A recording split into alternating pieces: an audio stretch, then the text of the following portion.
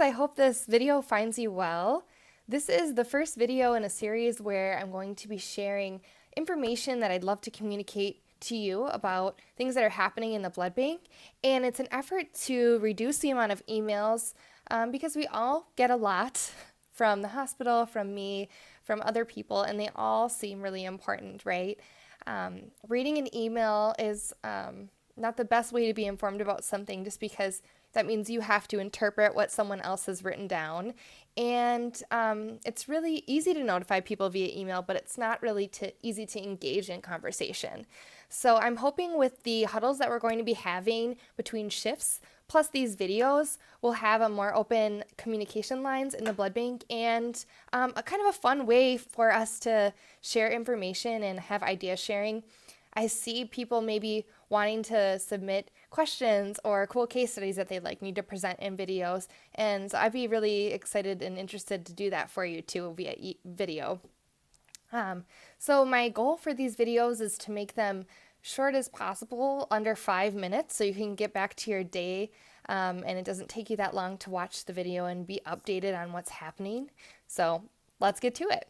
So today is the 14th of November. So this week, a couple things are coming down the pipeline, two main things. First thing is tomorrow on the 15th in the morning, around 6 o'clock, Interium is going to come and do some redesigning of the West Blood Bank.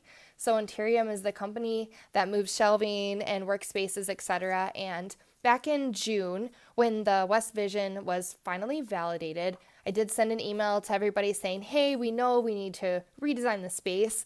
As you all know, when you sit by crossmatch, it's a really loud instrument and it blocks you from the rest of the lab. So no one can see you sitting there, especially if you're on the off shifts.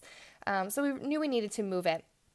So Interium came up with a couple different plans for us, and we asked for some feedback from people who work on West Bank a lot. I know Tong participated in Malia and a few other folks, and we came up with some really good ideas. So tomorrow, the Vision's going to be moving directly behind crossmatch. It's going to be against the wall, so kind of next to the window there, where the current uncrossmatch fridge would be.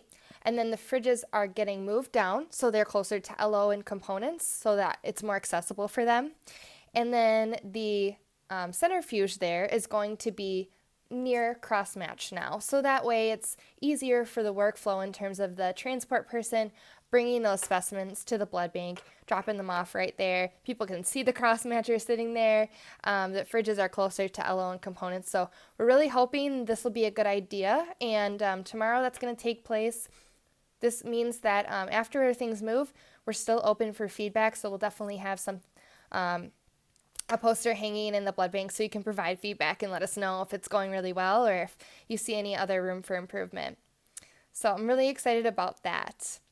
The second thing is the Irradiator that arrived on East Bank. We're just waiting for the dosimetry report to come back. What we do need to do is train you all on how to use it. It's really easy, and it operates essentially the same as the irradiators that we have had in the past. But there are a few bells and whistles, and it has some cool functionality that I know you'll all be really excited about.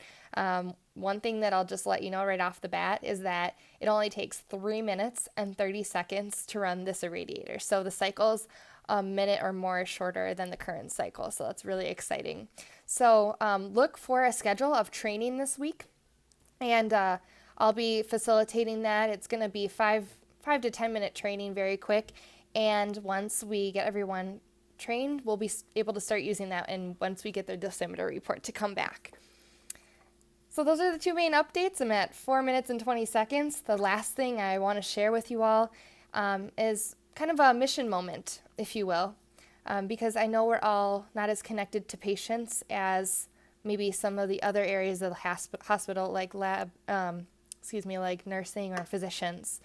So tomorrow there's going to be a paired kidney exchange, which means that one person's donating their kidney to some person, and then another person's donating their kidney to another person. And that means that it's kind of a link in a circle. The person who is donating their kidney is the 103rd non-directed kidney that we've had at UMMC, which is really awesome. So background, most people say, I want my kidney to go to one person. And they tell, you say, yep, I want my kidney to go to so-and-so. This person is being so gracious and generous. This person is donating their kidney with the quote, dream of their kidney being able to save more than one person because of the paired exchanges that can happen down the line. You donate your kidney, someone donates their kidney, and everybody benefits. So I just think that's wonderful. And in light of us checking in these organs, and I know it's been really difficult, but it's become easier as time has gone on, I think we can be really proud that we're part of that whole process. So just think about that person who's being really selfless tomorrow and donating their kidney just to help the greater good. Thank you all and enjoy the rest of your week.